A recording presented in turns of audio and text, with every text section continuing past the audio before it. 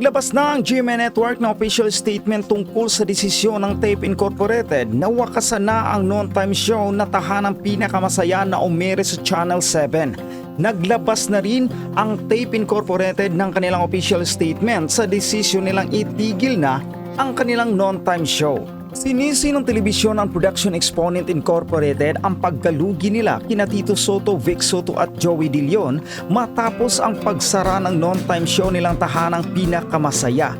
Base sa video umanong napanood ng bilyonaryo, hinarap ni Tape President at Chief Executive Officer Junjun Halusos ang mga empleyado nito para i-anunsyo ang paghinto na sa tahanang pinakamasaya na epektibo noong March 6, 2024. Ipiniliwanag din ni Halusos na kinailangan ng kanilang pamilya na kontrolin na ang operasyon ng tape dahil sa nalagasan na ng malaking halaga ang kumpanya dulot ng maling pamamahala sa pera at pagbabayad sa early retirement package ng ilang executive nito. Nagpahiwati din siyang malaking faktor sa pagkalugi ng tape ang pag-alis ng mga original host ng Ita Bulaga sa pangunguna ng PBJ. Sinabi rin umano ni Halusos na ilang department head ang tila nagsabwatan para sa maagang pagretiro bago i-take over ng kanilang pamilya ang tape. Ang isang araw dating tape executive ay tumatangginting na 18 million ang nakuha mula sa pagretiro. Matatandaang nagkaroon ng hindi pagkakaunawaan ang TVJ sa Tape Incorporated kaya umalis sila sa GMA Network noong Mayo 2023. Ang Itbulaga ng TVJ ay napapanood na ngayon sa TV5 ni Manny Pangilinan. Katulad na lamang po yung petition for review ng Tape Incorporated laban sa TVJ. Ano nangyari sa Tito Vic and Joey? Denied. Ayun sa IPO Philippines, kanselado. Yun pong sa Court of Appeals, ang gusto nilang mangyari, baligtarin o i-reverse ang naging desisyon ng Marikina RTC na kanila talaga ang titulo dahil sila nanalo at wala nang ibang may-ari pa ng titulong Itbulaga kundi ang sila. Vic and Joey. Diba? Tapos, walang susuko, diba, Nay? Ayaw nilang sumuko. Pagod tapos na. yung sa IPO Philippines naman, kansilado din yung apila nila. Teka naman muna, nakakalungkot na to eh. Parang hindi ka na makakakuha pa ng lugar para magalit ka dahil parang nakakaawa na, nakalulungkot, diba? Kung bakit, alam mo, ang tanging susi para yung pagkabigo ay hindi masyadong tumiim ng ganito kalalim pagtanggap sa katotohanan. Yun lang naman yun eh, di ba? Tanggapin ang katotohanan kapag talo-talo. Kapag panalo, ipagbunyi. Di ba? Correct. Pero ilang pinipilit pa di ba? Ilang tatlong beses na. Kasi silang naligwak. Gusto pa ba nilang umapak? Ano pa ba ang kailangang patunayan ng Tito Vic and Joey para naman huminto na ang mga ganitong apila at gusto pa nilang paabutin ito ng Office of the President, yung sa IPO. Kasi ano yan eh, sakop. Tapos hanggang Supreme Court. Ano po ba ito? Sabi nga natin, ang pagkatalo ay hindi naman senyal ng pagkatalo habang buhay. Nagkataon lamang na talagang talo kayo dito sa pinag-uusapan at pakikipaglaban. Bakit naman kailangan, tanggapin na lang ang katotohanan, yun na ang pinakamaganda. Masakit kasi sa kanila, hindi sila pinapansin ng Tito Vic and Joey, di ba? Deadma. Deadma. Yun lang mga resulta ng kanilang pakikipaglaban, desisyon ng korte, ang kanilang binibigyan ng pagpapahalaga. Napakasakit nun. Yung kalaban mo, dinededma ka lang, di ba? Mas nakakagigil kasi yun na eh. Yung bang inaano mo, di ba? Pinoprovoke mong awayin, pero alam mo yung dinadaan-daanan ka lang. Diba, mas masakit kasi yun eh. Mas masakit yun. Sabi nga ni Ching Bautista Silverio, na lahat isinisisi ng tape but themselves. Lahat sinisisi ng tape but themselves. In denial pa rin sila. Karma na nga eh, ayaw pang tumigil. Sabi niya. Tapos si Juris, meron siyang meron siyang pasintabi. Eto, nangingi siya ng pasintabi. Nay, pasensya na po kung magiging harsh ulit ako ngayon. Pero talagang matigas ang ulo. Talagang ang kapal ng mukha, hindi na nahihiya. Mga beb, baka kahit matapos na ang giyera sa Israel, pareho pa rin ang issue. Pareho pa rin ang issue. Di ba? Na ihahain at i-recycle ninyo, ha? Isang tabi na sana ang ego at fried chicken at igalang at irespeto ang desisyon ng korte. Di ba naman, igalang na lang. Meron pa bang tataas sa desisyon ng korte? Siyempre sila naman sa nakakaalam. Binalanse yan, hindi naman basta desisyon na ng hindi pinag-iisipan. At eto pa, lumipat tayo, total magkarugtong lang naman, di ba? Yung pagsisisi, yung pagtuturo ng paninisi sa Tito Vic and Joey at sa nagretiro na kumuha pa ng 18 million. Oo nga.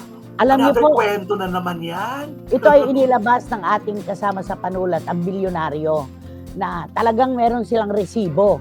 Nandoon ang kanilang source talaga nung sabihin ng CEO ng Tape Incorporated na ang dahilan daw po ng pagkalugi ng Tape ay ang pag-alis ng Tito Vic and Joey. At yun nga raw po nagretiro na executive na nagtangay ng 18 million pesos. Eto pa, bago daw sila pumasok na magkakapatid para pakialaman na ang rekrutitos ng Itbulaga, nalaman na raw nila na talagang hindi na nahahandle ng maayos ang finances. Ano masasabi mo? Di ba, ito pa yung palusot na sinasabi na nila na natin may utang na sila bago pa umalis sila, Tito Vic and Joey. Iniwan yung utang na iwan sa kanila. Eto. Siguro naman po, mga kapatid, mga kaibigan, mga kababayan, presko pa rin po siguro sa inyong isip yung pakikipag-one-on-one po ng inyong lingkod kay dating Senate President Tito Soto. Napakalinaw naman po na noong mga panahon na yon ay sinabi ni Kuya Tito na may utang na kung ilampung milyon kay Joey De Leon at kay Vic Soto, pati po kay Maru Soto, mahigit na 20 milyong piso. Bakit hindi nyo sinagot yon nung ipalabas sa SNN yung pakikipag-one-on-one natin kay dating Senate President Tito Soto? Bakit hindi nyo tinutukan yon? Bakit ngayon nyo lang inilalabas yung mga utang-utang na yan at pagkalugi ng tape na isinisisi nyo sa Tito Vic and Joey kasi daw umalis? Paano namang hindi aalis? Nalaman na nga ng Tito Vic and Joey doon sa pakikipag-meeting ng kanilang ama at nilang magkakapatid na marami silang plano silang tanggalin pati ang mga production people. Ang linaw po yan. Balikan po natin yung one-on-one interview ng inyong lingkod kaya Kuya Tito. Kitang-kita po natin na noon pa man ang utang ng Tape Incorporated ang talagang lumulutang. Binayaran lang si Vic Soto at saka si Joey De Leon nang lumabas na yung issue na yan. Tapos ngayon, sasabihin ng Tape Incorporated, ang Tito Vic and Joey ang dahilan kung ba't nalugi ang kanilang kumpanya. Saan naman natin aapuhapin ang sagot sa ganyan? So, nanay, parang ang kwento, parang bumabaliktad na naman ang kwento. Tama ba yan? OMG na nga oh my God, baligtad na ang kwento.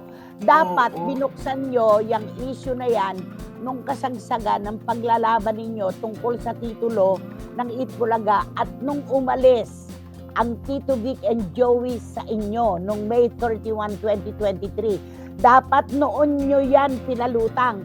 Dapat yan ang nilabanan ninyo. Yung utang ninyo kay Vic Soto at kay Joey De Leon at sa ibang production staff na ipinakikipaglaban ang Tito Vic and Joey.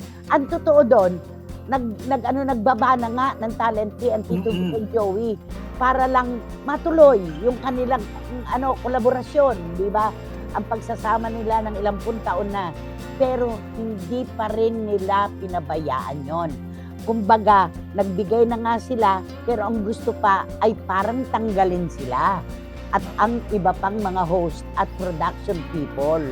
Yun ang totoo doon, di ba? Kaya tapos ngayon, sasabihin nila, Tito Vic and Joey, ang totoo, ito ang dapat nilang malaman. Tito Vic and Joey ang nag-akyat ng kamal-kamal, milyon-milyong pondo sa Itbulaga na nagpahalakhak sa inyo patungo sa bangko. Yun. Yun ang Tito Vic and maliwanag. Joey yun ang malinaw. Malinaw pa po yan sa sikat ng araw sa tanghaling tapat. Huwag sabihin ang Tito Vic and Joey ang dahilan ng pagkalugi ng inyong kumpanya. dahil ang finances ay nagkakagulo-gulo nung bago pa kayo pumasok. Bakit ngayon lang? Di ba? Bakit ngayon nyo lang inuurirat yung pagkalugi na yan na itinothrow ninyo, binabato ninyo laban sa Tito Vic and Joey? At sino yung mga nagretiro na nagkamal ng 18 million? Ba't hindi nyo pangalanan yung mga nagretiro nyong tauhan? Diba? Nakakaloka kayo. Eto na, sabi ni Tita Julie Paras, nako kasi ang mga halosos, maling-mali ang moves nila, nalugi sila mula nang umalis ang Tito Vic and Joey at legit Dabarkads. At tigilan na nila ang panay ang turo sa TVJ na dahilan ng pagkalugi nila. Maanuno sila. Oo nga, bawal po magturo. Huwag kayong turo ng turo, baka kayo manuno. Diba? Ay nako, magbayad muna kayo ng utang nyo bago kayo umapila. Parang pelikulang po ito, Nay. Alam na kung sino ang bida at kontrabida. Magkape nga kayo, nang kabahan naman kayo, nervyos yan, kahit minsan lang. Sabi ni Dan Clavesillas. Ayan. At sabi ni Tita Nene Ulanday, Tita, natatandaan ko na malinaw ang interview nyo kay Tito Soto at sila pa nga ang may utang sa kanila tapos babaligtarin nyo ang kwento ngayon. Sabi ni Tita Nene. Napakalinaw, Tita Nene, di ba? Pagtanggap, yun ang dapat gawin nitong mga talunan. Diyos colored naman, mga utoy, manahimik na kayo. Talo na nga kayo, pierde na, walay na, ano pa ba? Pinaiinit nyo talaga ang ulo ko, ha? Huwag kayong gaganyan-ganyan, sabi ni Eddie Letada. Di ba naman, nako, nakakalungkot na hindi ko maintindihan kung saan ako hahagilap ng mga salita para ituwid itong mga kwentong pinalulutang nila.